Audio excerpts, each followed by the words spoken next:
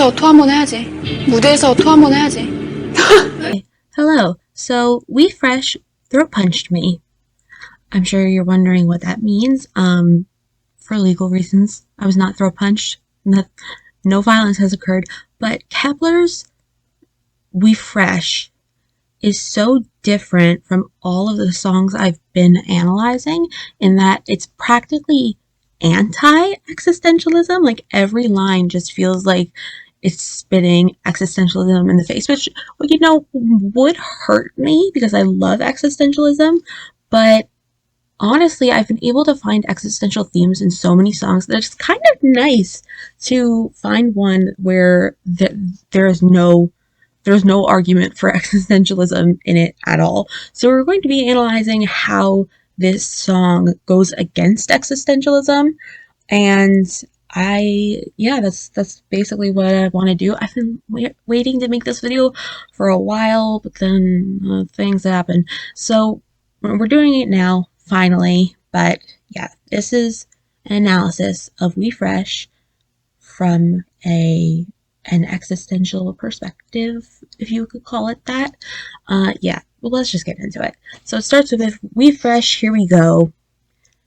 Okay, you know, I don't know what WeFresh means at this point in the song, but it's the opening. It's fine. And then the first verse says, I want a different vibe on a whole other level. Now, this makes me think about how you can kind of experience life on different levels. Like you can experience it in its most basic form, or you can live on another level. You could just embody something beyond what the normal human is able to achieve throughout their time with different thoughts and feelings and all of that. Another translation I looked at before I looked at the Genius translation said a whole other world, which I think will come in a little bit later, but that was not in the Genius version, so take with that what you will. The second line is need some freedom, and if you know anything about existentialism, you know freedom is not good. Well, that sounds bad. Freedom in terms of existentialism is actually kind of a detriment to people. They are condemned to be free. They have to make a choice. Not making a choice is a choice, and any choice that they make affects the entire human essence. That's kind of one of the big pillars of existentialism. So saying we need some freedom is very much going against traditional existentialist ideals. So the next line is never seen anywhere else, we are a new type hero. And I wanted to bring up the world line just because the hero's journey talks about the world of the hero a lot. Specifically, I think they are very separate from the abyss. That is not a part of their journey, at least according to this song, the abyss being like the lowest moment of the story. But that kind of allows the character to grow and become a hero. So it is interesting, the idea of them not going through that journey, because it is so inherent in what makes a hero. But, you know, they're on another level, so maybe they just don't need to do that. And then the next line is, if you look at me, it's all me, me, me. And existentialism does not vibe well with that. Existentialism suggests that we are influenced by other people and their perceptions of us, whereas seemingly in this song their sense of identity has not been distorted by other people. We also have look forward to it, super pow pow power, lots of great alliteration, very, very strong, and that's not necessarily... We talk about power, that's very different from our idea of an existential philosopher. Like, a philosopher is not generally thought of as being a powerful hero, so I do think that is a big contrast. Then it says right on time, show them now. You'll be going through the hero's journey, and not going through the hero's journey and being able to show themselves on a grander scale without any of the dangers of hell being the other. And then it says entering the stage, they all go thumbs up. It's almost like they're actually the people around them approve of the way that they portray themselves, which is very much not akin to existentialism. Existentialism, hell is the other people influenced you in a way that you might not personally appreciate, for lack of better terms. Then it says jump, it has started like that. Fly, my two arms refresh. Jump, I feel like, is often used in terms of like surpassing expectations. So like this start that they're describing is very much within their control. And then fly, my two arms refresh. It's almost like it's rebirth, but also flying always makes me think of Icarus, who flew too close to the sun, but it seems like they're not going to be risking that. They're kind of, like I said, they're on another level and they don't have to worry about things like that. But yeah, I think that flying could also be a symbol of rebirth, hence why their arms refresh. Got no worries, boom, got no limits, I'll protect you, now shout for us, go. Besides got no worries, boom, that was one line. So it was got no limits, I'll protect you, now shout for us, go.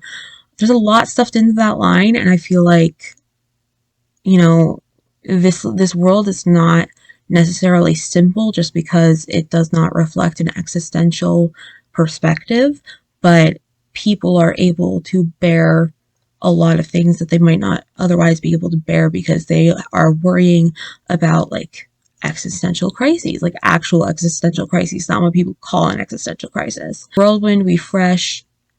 I think that we fresh is about, you know, just being so true to yourself, being so in touch with your emotions, your aspirations, all of that. And also it's kind of like it's almost absolving them from sin, which sounds weird, but you know, we're talking about this rebirth. Have they sinned yet? Like, were they born with sin, or are they something else entirely?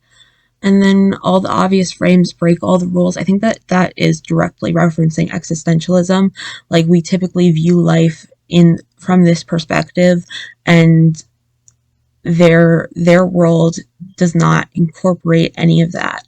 And then we'll show you for you, come on, touchdown. It really is going against that idea of hell is the other. Like, we are helping each other, even though normally we kind of influence the way that we perceive ourselves, and it can often be a very negative thing. And then come on touchdown kind of makes it seem like this is all just a game to them. Like, this is not a philosophical debate to them. And then they say move your body fast, clap your hands, high five. I think that it suggests that they're focusing on their body rather than their mind, and that may be why they are not thinking of these things. And then clap your hands, high five. It's a very collaborative, very supportive thing, whereas usually, like I said, hell is the other. I'll go faster if we're together, we fresh. You know, it's kind of just the same thing. Like, our bodies are more important than our minds in this scenario, and we're kind of benefiting from being around each other, whereas normally it would just be more detrimental to ourselves, I guess is what I'm trying to say. The tension is getting hotter. Now's the time.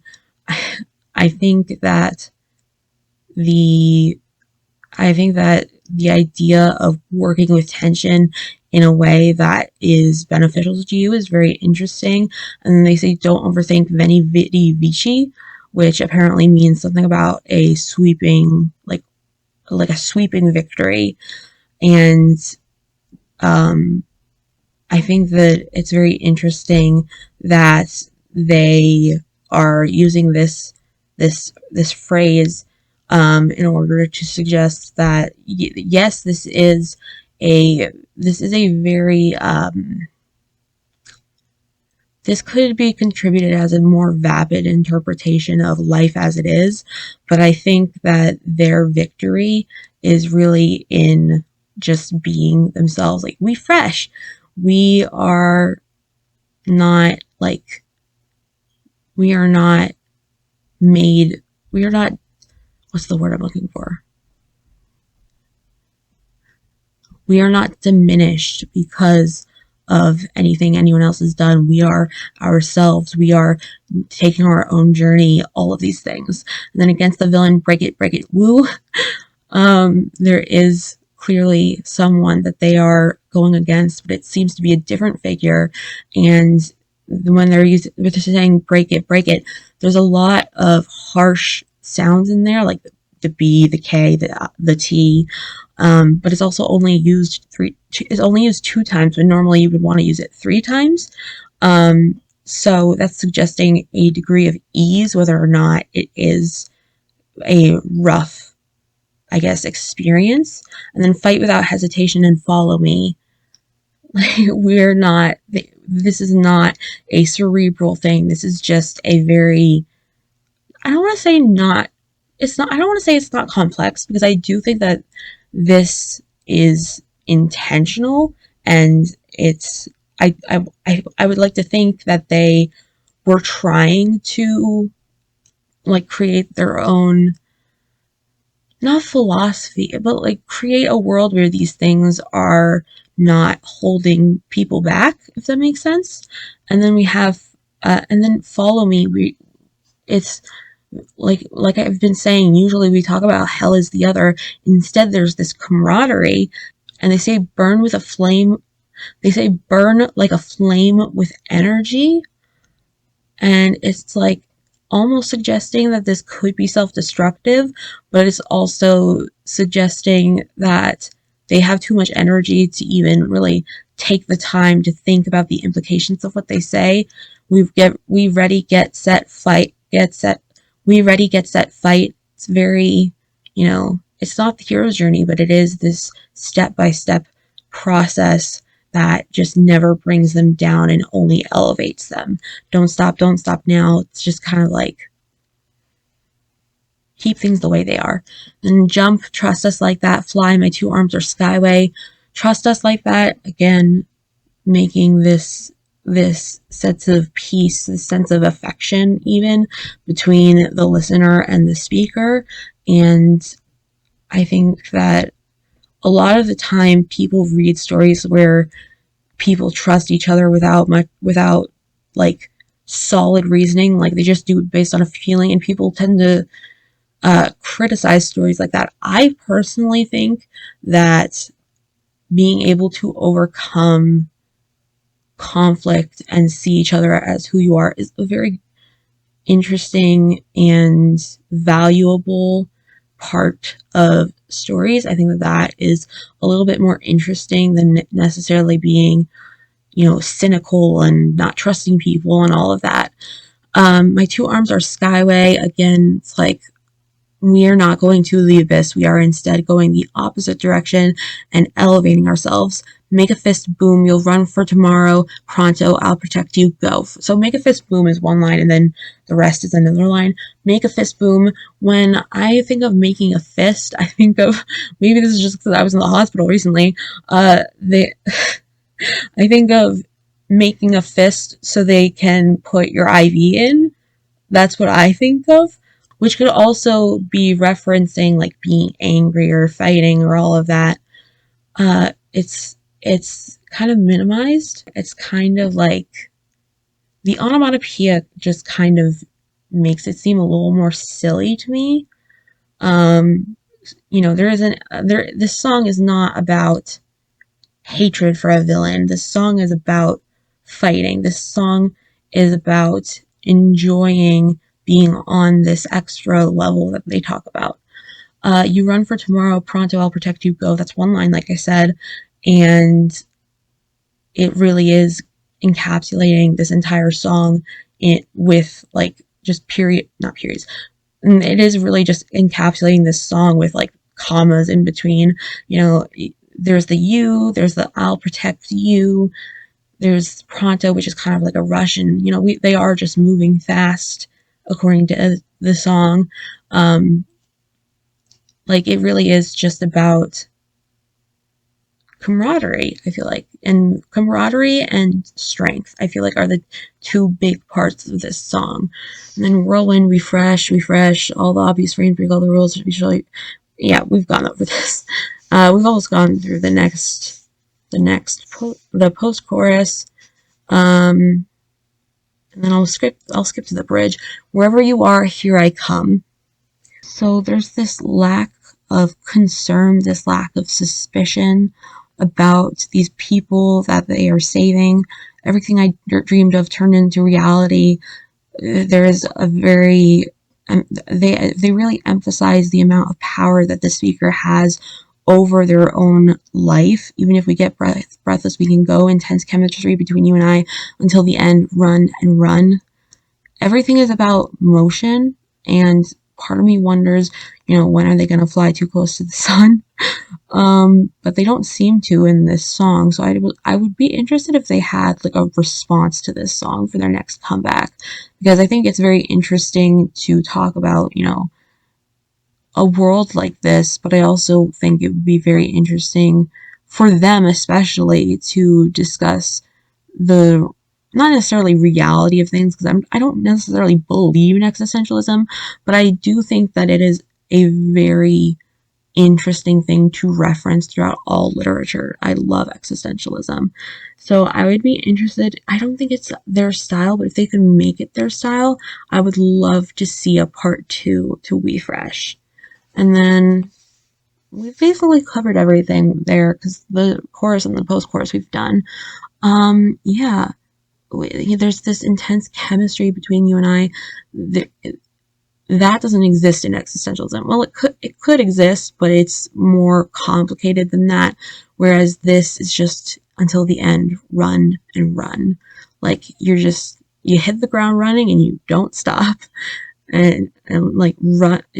It could be until the end, run, but it's and run. And I think that just solidifies how they're using their bodies where they could use their minds. And it's not necessarily a bad thing, but it is having a dramatic effect on the way that they view themselves, the way they view society. And so you could say that the way they are viewing things is actually not to their detriment, but to their benefit. I can definitely see that. But I also would like to see them kind of look at the flip side. I don't know. Maybe that's just me wanting an existentialist song. But anyway, that's all I've got for now. Oh, this video is not as long as I thought it would be. So that's all I've got from now. I hope that explanation made sense. If you don't understand something, just leave a comment. I'll try to explain it. Also maybe do some reading on existentialism because it's so interesting. But yeah, that's basically what I wanted to talk about. They really throat punched me. For legal reasons, that is a joke. So that was WeFresh by Kep1er. If you liked the video, please subscribe and like. That would be appreciated. If you didn't like it, well, I apologize. Yeah, so have a good day, or whatever time it is, and goodbye.